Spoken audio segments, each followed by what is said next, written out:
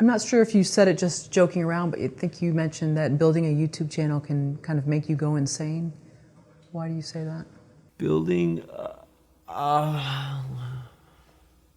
YouTube channel, I mean, I think in order to put yourself on camera, to have talking points, to operate the camera, to operate the audio, to field questions, to get rid of, to block out all of the bad comments, to bring up and reinforce the good comments, I think you have to be a special kind of sociopath. Truthfully. I mean, it's a lot of work for one person to do. It's definitely helpful if you have a wife that's involved, or a family member, or friends, or a group of other YouTubers that are like in the mix with you. I definitely think that's helpful. But for one person, a one-man band to do it, it's a Herculean effort. And it normally means that you're cutting out all forms of like social life. So thank God for my wife. She lets me just, she believes in it. She's trusting it. So she's letting me go, full speed at it. But, at the extent of my own sanity sometimes, of not having a social life and, feeling like a little bit of a prisoner of my own success. Do you think views and social media likes equate with happiness?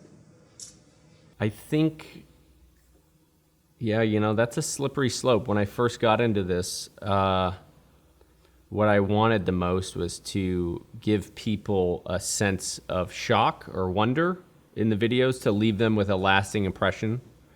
And I think it's inevitable that you end up comparing yourselves, you end up comparing yourself to your last videos, and you sort of get sucked into this game of working for the views and panhandling for views and comments.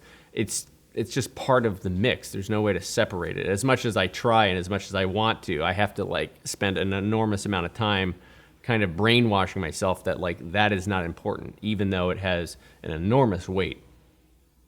It's tough.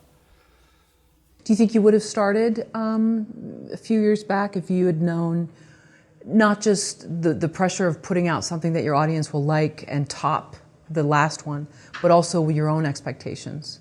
What's crazy is that, I do kind of wish I started earlier. I think it would have been easier for me. I would have had more free time. I would have had a little bit more energy, that kind of thing. But if I look back in the last 2 years of just my technical skills, they have ballooned in that short 2 years of having the YouTube channel. The amount that I've learned and packed in there is exponential to the first 2 years that I had.